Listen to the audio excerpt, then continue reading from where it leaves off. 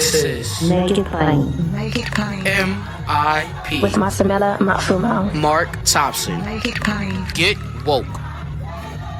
Folks, it's 2024, and obviously many of us are hitting the ground running, and no organization doing it any less than MomsRising.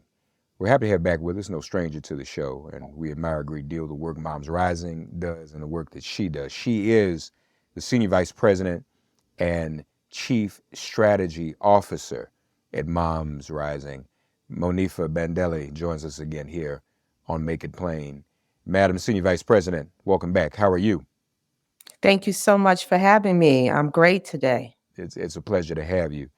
So 2024 is already off to an interesting start. First of all, let's recap some of the things. MomsRising has been doing so much important work, but let's recap some of the benchmarks you all were able to see through, Monifa, in 2023. Yes, 2023 saw like the bloom of the seeding of a lot of backlash against the gains that our movement has made over the past decade.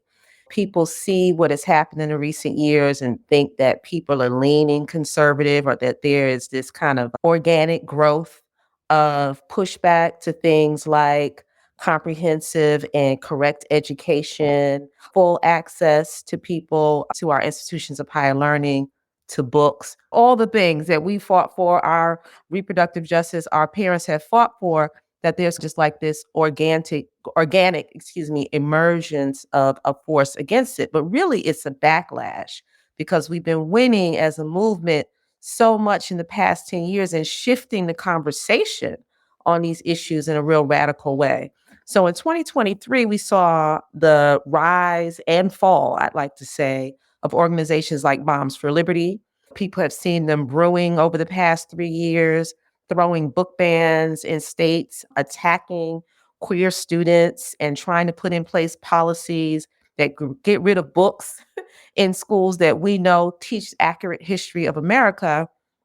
And yet when they ran for many school boards across the country in November, we saw that they lost the majority of the races where they were running a candidate. In fact, in dozens of races around the nation, they only gained 2 seats. So that just goes to show you that, one, the bark is bigger than the bite. They are still dangerous with their rhetoric and what they are able to do.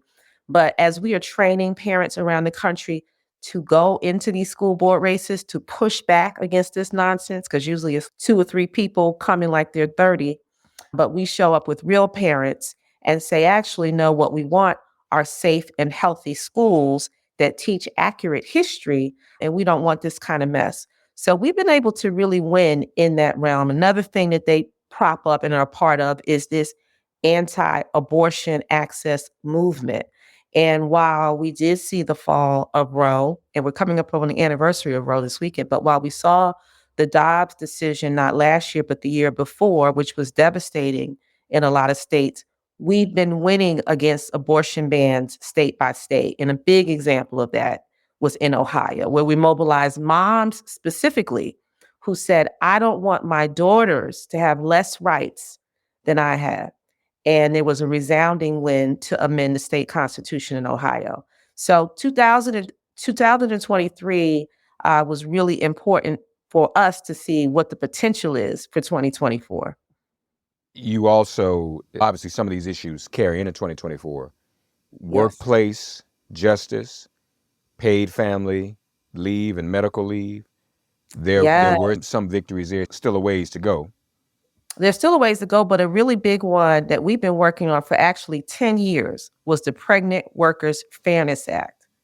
People think that birthing folks are protected when they become pregnant to return to work, to have accommodations, be able to go to the bathroom and drink water.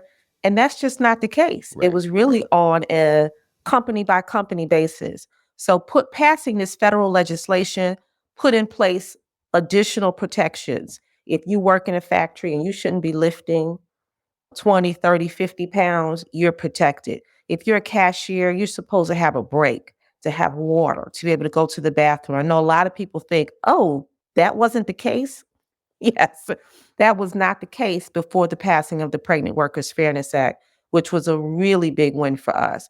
But continuing to win paid family leave in states and in cities like we did in Durham, North Carolina last year. Also, the health care, home care as well, treating home care workers, many of whom are disproportionately women of color, making That's sure right. that they're treated fairly. And I had some guests on from one of the unions talking about this recently and had a literal revelation right here on the show, Monifa, in that for centuries, Black women in particular took care of sick white folks for free on the plantation and And elsewhere. babies, but also sick white folks and their babies. That's right, and their babies. That's right. And we were just sitting here talking. I said, wait a minute. That's why they don't want to pay y'all. Because this work was done for free, going back to the period of enslavement since forever. So it's the New York Times giving away its content online for free for 20 years, and then they didn't want us to pay for it. We ain't paying for that. This is. But that's an inanimate object. We talking about human beings here.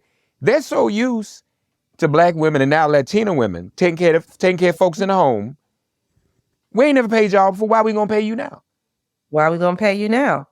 And a lot of people are exploited to this day, aren't really getting paid or having their wages stolen or having to be compensated in housing and all these kind of things. So it's interesting that you say that because they were not paying for it longer than they've been paying for it. Because when you think of the time of slavery, right? If you're going back to 1619 to 1865, that's a longer period of time than from 1865 to now. So of course not.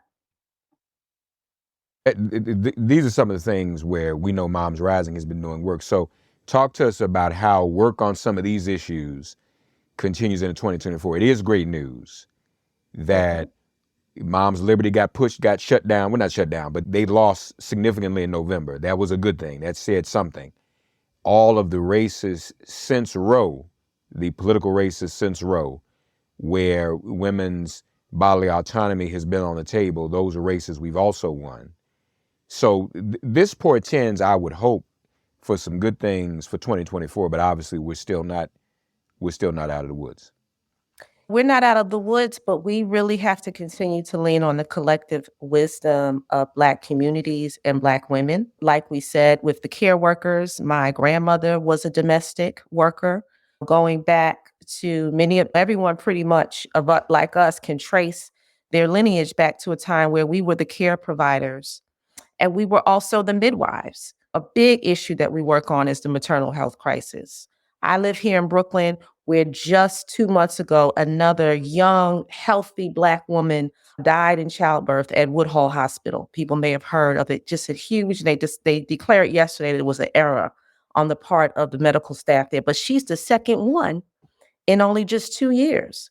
But we were the midwives. If we're going to go back to history and talk about when we had a less medicalized childbirth process and people that looked like us and cared for us and cared for our families were there with us.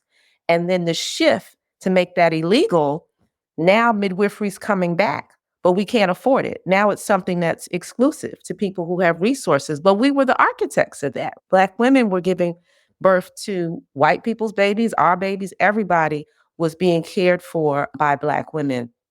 So we actually know the policy solutions that we need, and we have to continue to push them forward. So in 2024, we're continuing to push the Momnibus, which is this comprehensive package of bills that would really halt this maternal health crisis in its tracks. And we know that if we center on Black and Indigenous women, it brings down the maternal death rate across the country for everybody. Like when it's good for us, it's good for everybody.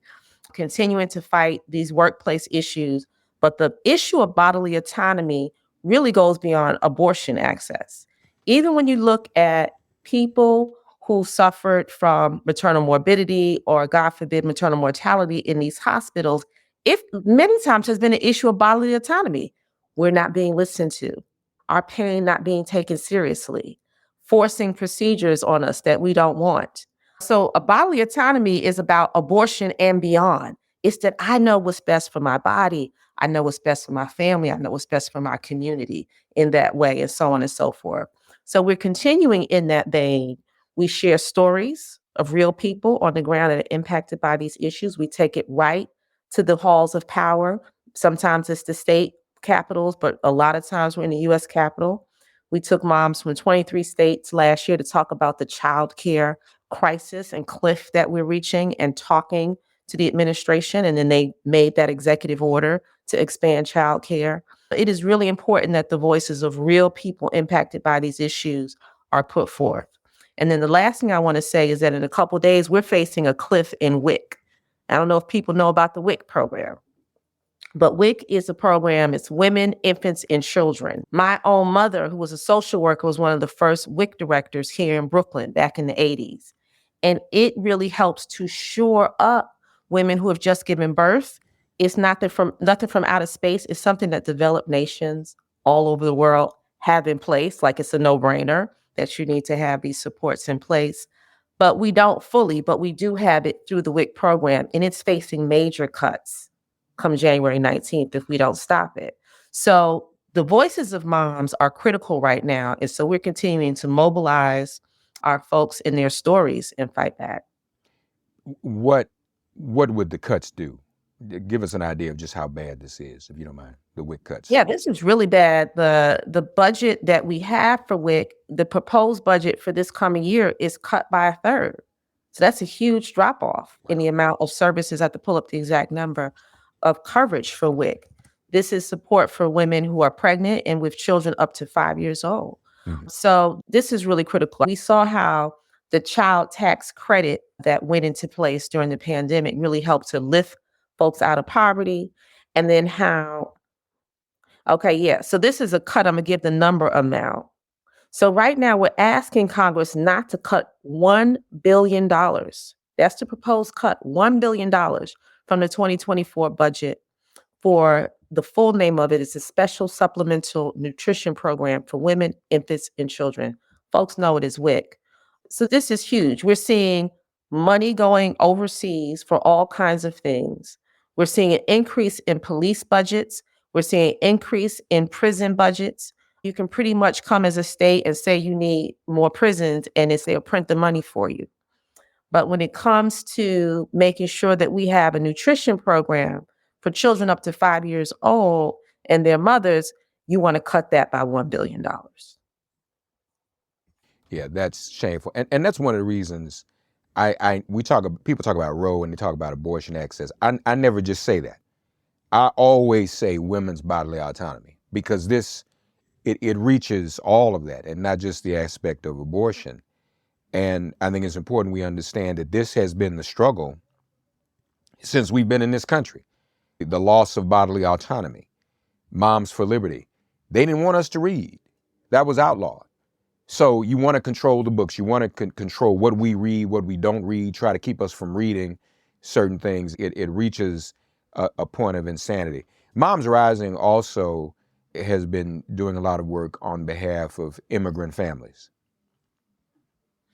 Yes, absolutely. And it's really interesting to me that, given all that we've laid out, right, about the importance that our communities play in care, the access that we need to education, that's coming at a time where there's a pushback on migration. Because I think that in order to have people be so disconnected from understanding the need to have people be able to seek asylum, to have people be able to migrate when they need to, you have to really strip people of access to education, to their own history, to what has created these conditions in the places where people are coming from, to understand what the conditions are here that people are coming to. You have to create an ignorant population, an ignorant electorate, to lean in the way to really support what I consider to be inhumane policies right now on immigration.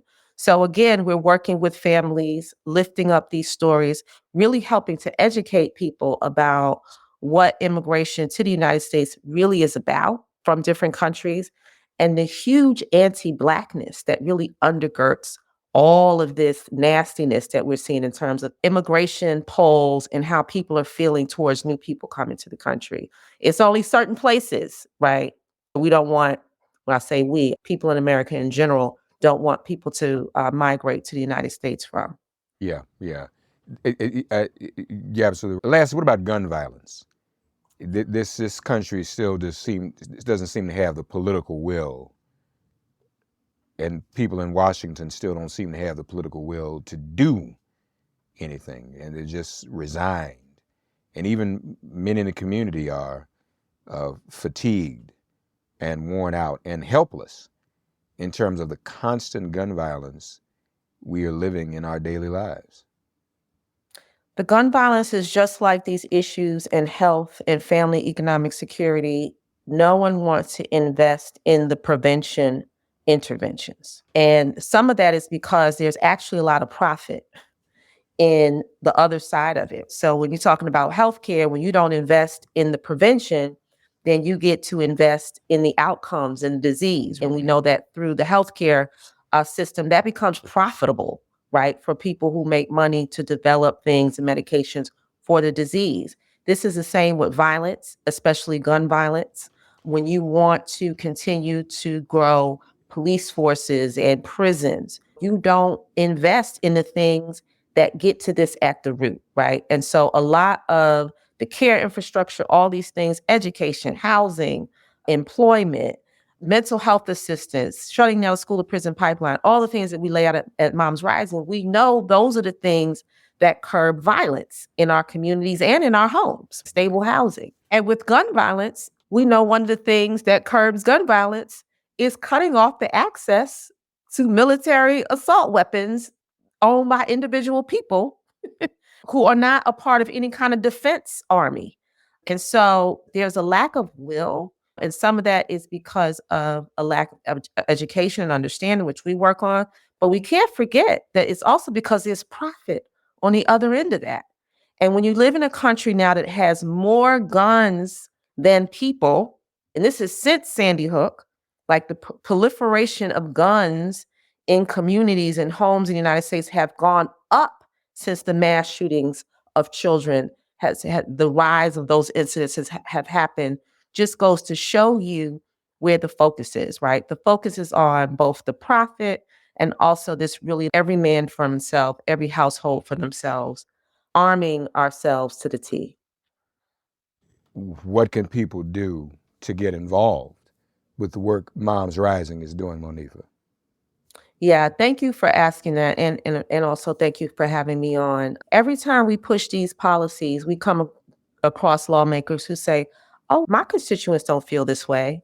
Oh, no, my state, they agree with abortion bans, or they agree with allowing people to have access to assault weapons. And we know that in every state in the nation, there are plenty of folks, especially moms out there, who agree with us. So please reach out to Moms Rising, go to our website, join us, because how we win is when we say, oh no, Mr. or Mrs. Senator, here's someone from your state. Here's a group of moms from your state who say, we actually need WIC. We actually need you to ban assault weapons. We actually need you to open up access for abortion care because I could get sick, I could die. And don't say that it doesn't impact your constituents because I'm one of them. And so that's why we do the kind of on the ground organizing in the states that we do so that our policymakers cannot lie on us. And how you can help us is by joining us. Follow us on all platforms. It's at Moms Rising. That's on Instagram, Facebook, and X and Threads, X formerly Twitter. And go to our website and join us. And I usually find when I tell people to go to the website and join, they always have a story to tell. We work across these 10 broad issues. But if it's not a WIC story, it's a community violence story. It's a birthing story that many Black moms have, right? That you want to share. And you think that it's just my story. What does it matter? Your story is the building blocks, it's the currency for the policy that we need to, the power we need to leverage to push the policies that we demand. So share your stories with us on the website. We put them together and we send them right to the leaders in those states and say, you have the data. Now here's the story from the real people who are impacted by these issues. Very, very important. Happy to have with us Senior Vice President Monifa Bandele of MomsRising, doing the incredible work they're doing. And as she knows, I often love to quote Dr. Osagyefo Kwame Nkrumah. We will determine the revolutionary awareness of a nation by the political maturity of its women. And so Monifa and MomsRising are doing very important work, and we should get behind them, sisters and brothers, mamas and babas, and also those of us who are men. It's time for us to stand up, because ultimately, if we do all we can to support women against the injustices they face, we also are helping ourselves, ultimately. And there is an agenda, particularly to divide Black men from Black women. That's we right. saw it raise its ugly head in earlier elections, and now it's getting worse. A certain percentage of Black men want to vote for Donald Trump. That's what it is. I'm still not ready to believe that, but why in the hell is that so? Why is that even a conversation? That is ridiculous. And so as Black men, we need to call that out and align ourselves with this kind of work, so that in case we are tripping a little bit, a little confused, just out of sorts, we can recenter ourselves, and that's what this is really about. Maternal mortality. Why are more Black women dying in childbirth? What does Trump have to do? Why we want to be with Trump and Ice Cube? What does that have to do with anything? So folks, get with it. Get with the program. It is critical. Our lives and our well-beings depend upon it. MomsRising.org. I know we were getting ready to go. I'm sorry to start preaching like that, but Monifa, thank you. No, listen, I wanted to amen everything you said and add, because we work on breastfeeding access. And we know that breastfeeding really helps babies physically, mentally, emotionally, like off the charts. And what we found in the research is that one of the greatest predictors as to whether a mom breastfeeds and for how long she breastfeeds is if the dad supports breastfeeding. This was a greater predictor than other aspects in the environment when we were doing the surveys.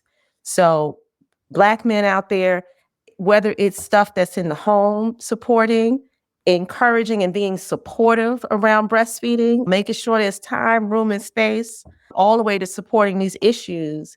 If we work together, we win. We're unstoppable together. We know that.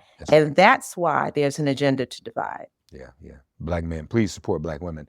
MomsRising.org. This is all very important work, very important movement work. We're going to be together. Monifa, see you along the barricades. No doubt. Thanks for getting woke and listening to Make It Plain. As always, perform an act of kindness on behalf of an elder or young person. Write a letter to a sister or brother who just so happens to find her or himself incarcerated. Offer libations to the ancestors upon whose sturdy shoulders we all now stand. And above all, give thanks to the God of your understanding by whatever name you call her and him. All God asks of us is that we give each other love. Thanks for giving MIP love. And please remember to subscribe and give us a 5-star rating. If all hearts and minds are clear, it has been made plain.